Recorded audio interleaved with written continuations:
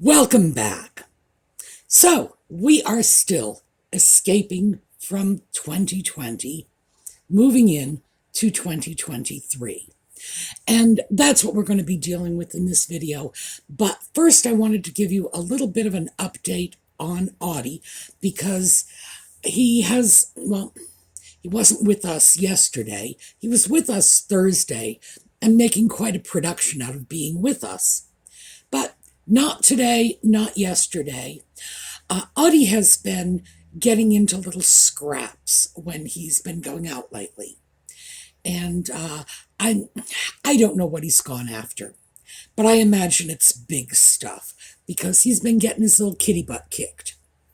So, in Audie's foray out into the world, I think this happened yesterday, which is probably why he went off into hiding. He opened an old injury. And when he went out today, of course, I had considered the possibility that he might do himself some harm. So I smeared antibacterial cream all over his little injury and said, okay, do the best you can. Don't stay out too long and don't make a mess. So, of course, the first thing he does is he goes outside and he rolls in dirt. And the injury was on the back of his neck. And he must have just rolled over onto his back and rolled in that dirt for like an hour because he came back absolutely filthy.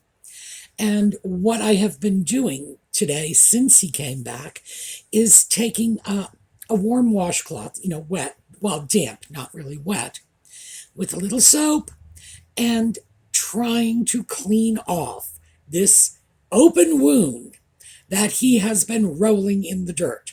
I don't know why he thought that was a good idea, but he did. He likes the idea of getting his neck washed as long as he can convince himself it's really being petted. So I could just scooch that little washcloth over the area for about 2 or 3 minutes, and he thinks this is pet. But then it hits a point where he realizes he's being washed, and he doesn't want any more of it. So he goes scurrying off. And that has been what my day has been. Oh, that and in between washing the cat's neck, going online to find those little GPS pet tracker things. I'm still looking. Unfortunately, most of them have very mixed reviews at best, somewhere between mixed reviews and poor reviews. But I need to find myself a good GPS tracker for this cat because I think his days of doing his own thing out in the world are coming to an end. So that's the Audie news. Please understand the injury was superficial. It's not a big problem. The problem is he just insists on getting it filthy, and then I have to clean it. That's the only problem. He's not at risk. He's just busy making a lot of work for me. And he's sleeping it off in the bedroom, so he's just fine about the whole thing. All right, enough Audie news. When we come back, we are going to talk about socialization.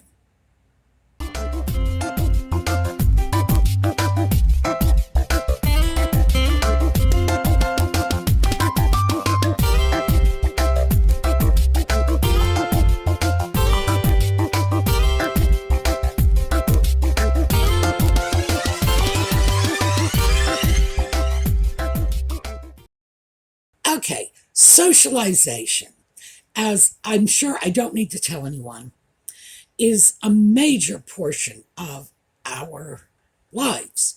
We humans are social animals. It's just, even if you are an absolute loner, you start to go a little crazy when you don't get a little bit of socialization every once in a while. And this is one you don't need to take my word for. They have done studies of criminals held in solitary confinement. Now, I realize when we're talking about criminals, we're not talking about a normal slice of society. But the impact of things like solitary confinement is truly frightening. So, yeah, we weren't meant to live alone.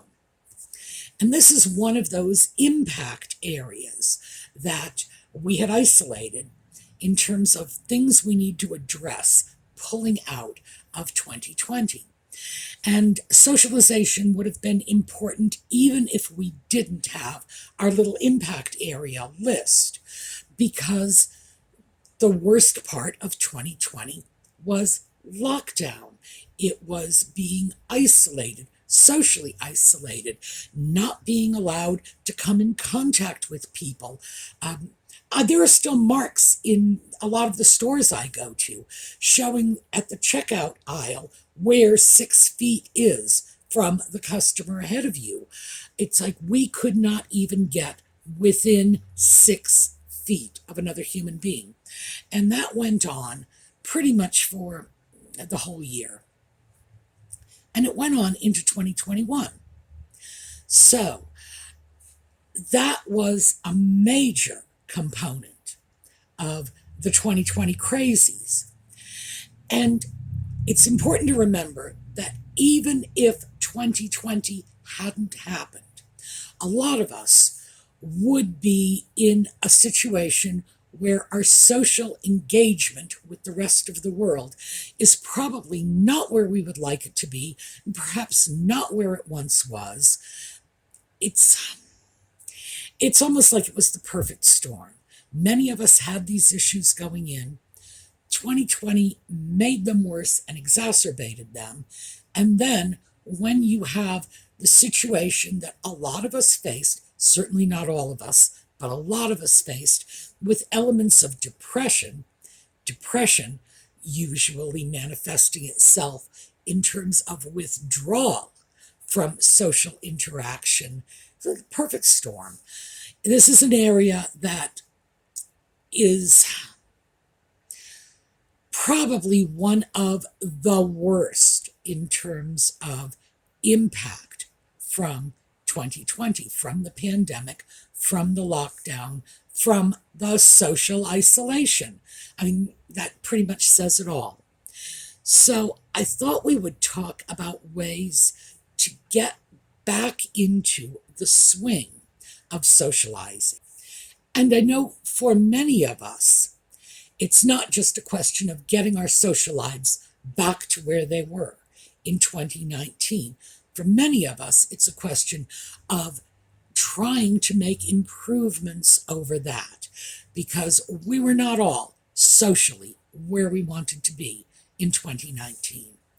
We also have other issues of some of us are still pretty much of necessity in situations closely resembling lockdown.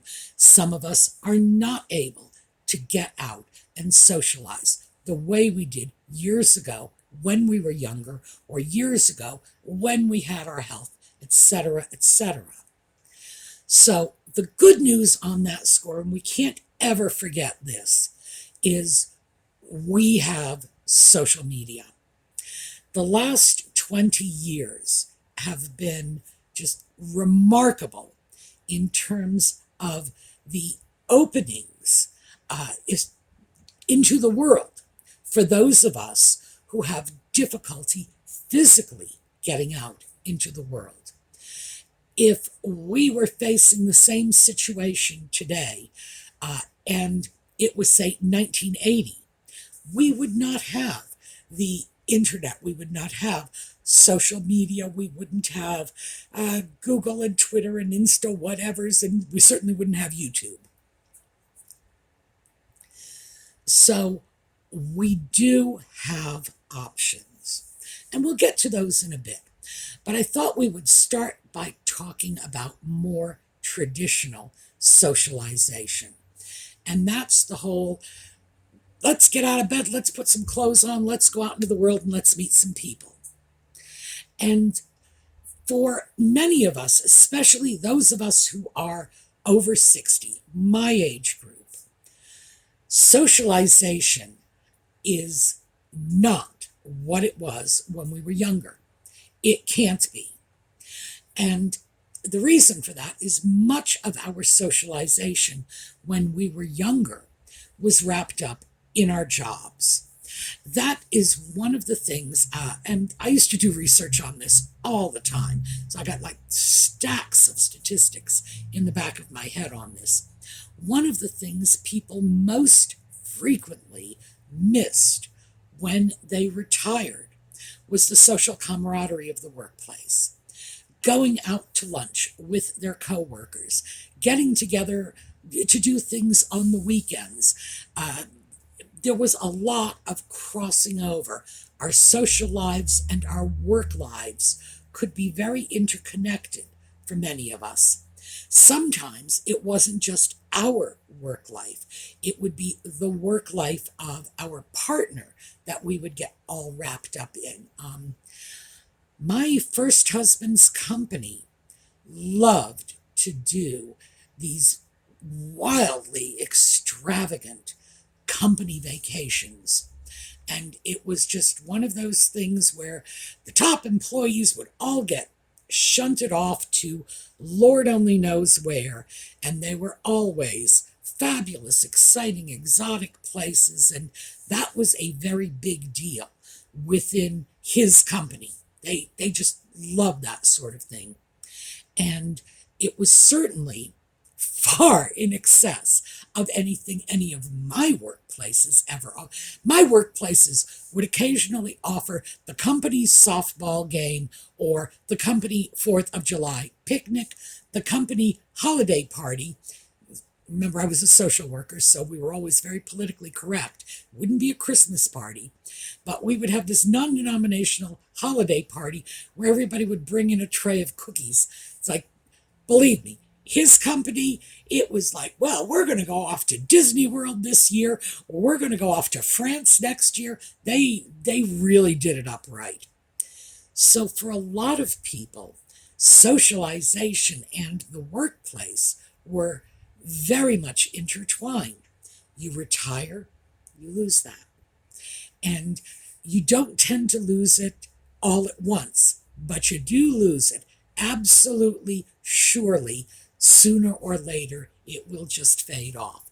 Many of us try to stay in touch with our coworkers, well, who become our former coworkers, but they have their lives and their jobs, and usually when we end up retiring, we tend to notice that most of the common interests we had with our coworkers were wrapped up in the job, that we may not have a lot in common with them once we pull out of that workplace environment.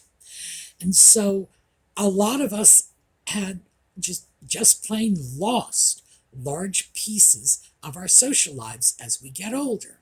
In other cases, of course, nature taking its course, the people our age are getting older, they're becoming infirm, they're passing on, whatever.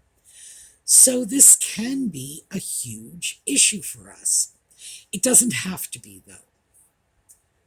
In terms of traditional social opportunities, we have the ones we have always had. And they all start with, take a look at what you are interested in. Oh, and by the way, forget whatever you were taught about this back in the 50s and 60s, because in the 50s and 60s, we were taught not to worry about what we were interested in.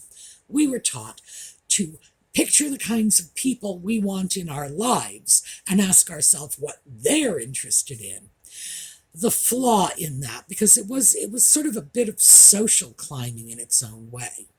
The flaw in that is if you are not an avid reader, but you think you would like to hang around with a more intellectual crowd, so you go off and join a book club, well, you're going to be bored senseless, and you're not going to get the kind of friends you would enjoy being around. Because, yes, you may be off with a more intellectually active group of people, but if that's not who you are, you're not going to really have a lot of fun with them. So take care to focus on what you really like. So, throwing out some ideas here. Let me start off with one that I got from our comments a couple of weeks ago. One of our viewers had written in, and she joined a bridge, I think it was a bridge class, where they studied to work on their bridge games. This is great because obviously, if you like bridge, fantastic. But as a card player, and I will tell you, I love playing cards. I haven't done it in years, but I love playing cards. If somebody pulls out a deck of cards, I'll play anything from, rummy to slapjack with them, just because I like playing cards. So, of course, I play bridge because I play cards. Would I be happy playing bridge? Oh, yeah, it's a card game. So card players tend not to be too picky about that sort of thing. So I thought that was a wonderful idea. Go take a bridge class or join a bridge group. Usually if you do that sort of thing, because something like this is performance-based, you have to be at least an adequate bridge player to join a group like that. I'm trying to think. I have not played bridge since I was a teenager, and I'm thinking, gee, would I even have the basic going in skills to join a bridge club? And maybe it'd come back to me. But we're talking 50 years ago. Yeah, I'm not so sure about that. So temper it also with your skill level. If your skill level is not high enough to join a bridge club, then bridge lessons obviously would be a starting point.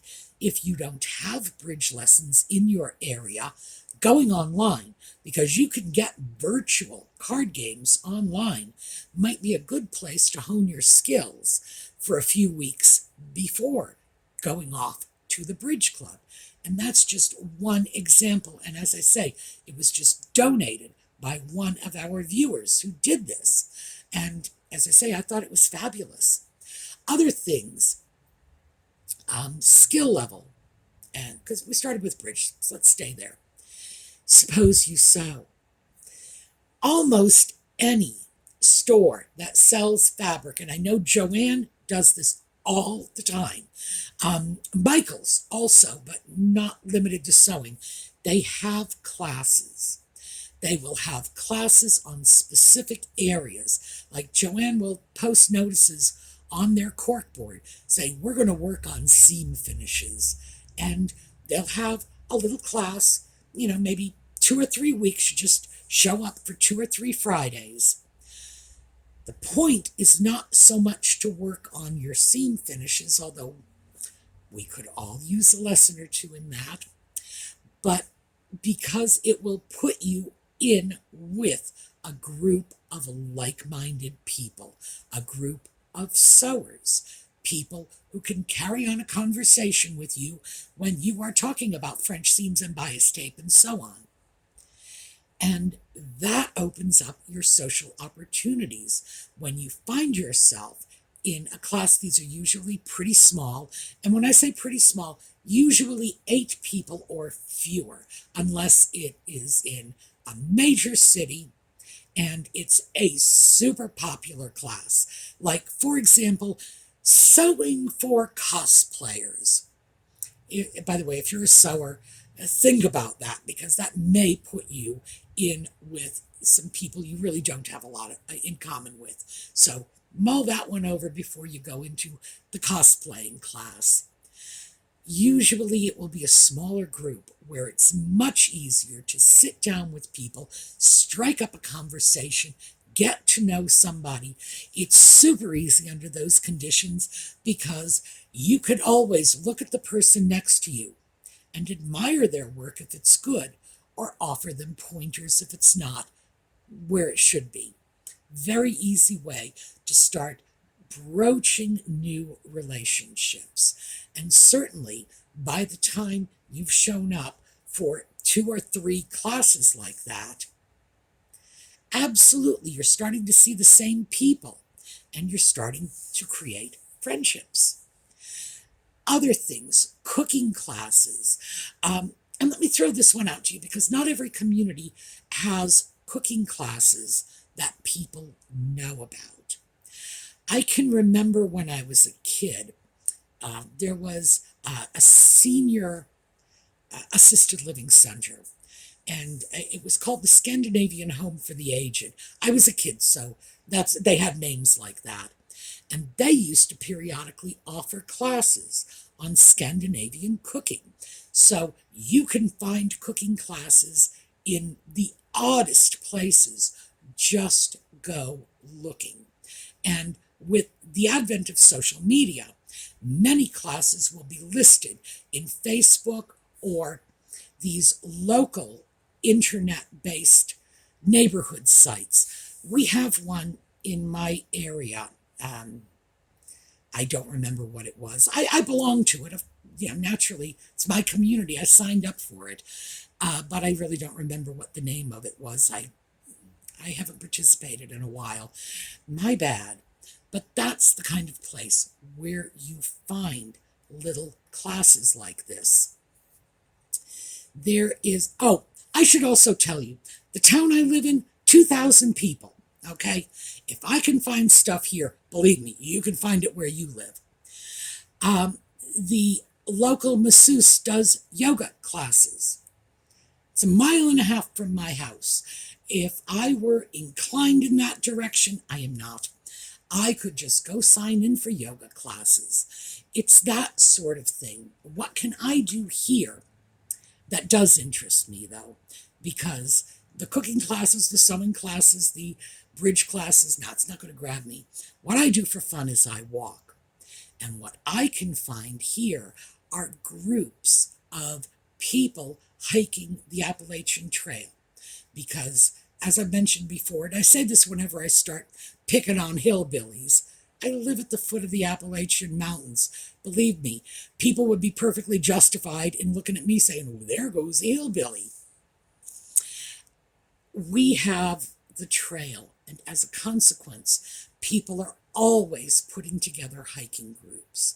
Let's go hike the trail. We're going, 10 miles to the north. We're pitching tents, spending the night, going 10 miles back home again. That sort of thing. And these, again, are very intimate groups. We're talking fewer than 12 people, all with a shared interest, walking along for, 10, 12 hours a day with nothing to do but talk and get to know one another. These are great opportunities. I have a few other things in my area. I have Dickinson College, which means I have a library with, there's this whole level that's just, my eyes light up when I think about it. It's all research materials there. If I decided I wanted to find friends who I would be interested in spending time with, I would trot on down to that library and just haunt that research level, because that's what I would be looking for. If I want to get, if I want to get a little intellectual stimulation, I'm not going to go for a book club. I'm going to be going for some real high-level stuff. I want the people who are digging out the medical journals and the first source historical documents. That's what I'm looking for. So we can find it. It's just a question of looking. And never, ever miss an opportunity to get tips from others, too. Neighbors might know of things like classes going on in the area. They might be aware of things like a neighborhood watch meeting. So a group of people in your area. And this is a great way to start meeting new people. And this is perfect for those of us who can get out and do it. It's important to remember. For those of us who can't, and we do have to consider that there are some of us in this situation, we need to start looking at virtual friends. Friends on Facebook, friends on Twitter, friends on YouTube. And I can't stress this enough. If you are at home and you have a cell phone with camera and an internet connection, That's all you need to make and upload YouTube videos. And you can do them about anything you want. You can drag that phone into the kitchen and let that camera just click away while you're making dinner or while you're out gardening. There is a guy in my area.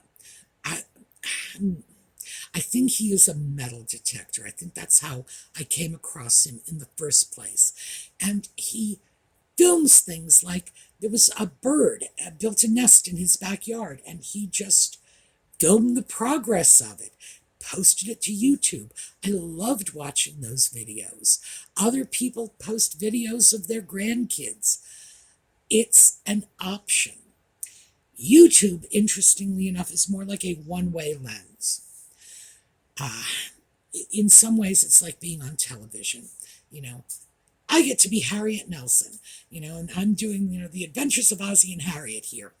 It's one way. I can reach out to you. I see the comments that you send, but of course, I never hear the sound of your voice. And if you're not in my area, the idea that we could go grab a cup of coffee sometime is really not an option. If you are in my area, of course we can. But then again, you guys, do you know my Starbucks days are Mondays and Thursdays, just in case you're looking for a cup of coffee. There you go. So you know where to find me now. The fact is that we can do this. We have options. They're not always the options we would have imagined they were when we were children, because certainly we couldn't have imagined Facebook, Twitter, YouTube. We couldn't have imagined Zoom. That's another one. Zoom is great. You can participate in almost anything with Zoom. It's download it, free software. You can go to virtual town council meetings this way. There are many, many things you can do to reach out a little. Key point though, you have to be prepared to do a little bit of outreach. You have to be prepared to extend yourself a little bit, to be able to look at somebody and say, "Hi, my name is Mary, good to meet you." It's not that hard. But for some of us, that can be the daunting part. That can be the difficult thing to overcome. So we are going to revisit this from time to time because, as I say, it is really, really important. I have been talking on this video about just making friends, looking for companionship. I'm sure there are people out there who are looking for, friends with benefits or, and we can, if you want, discuss things like dating apps and so on.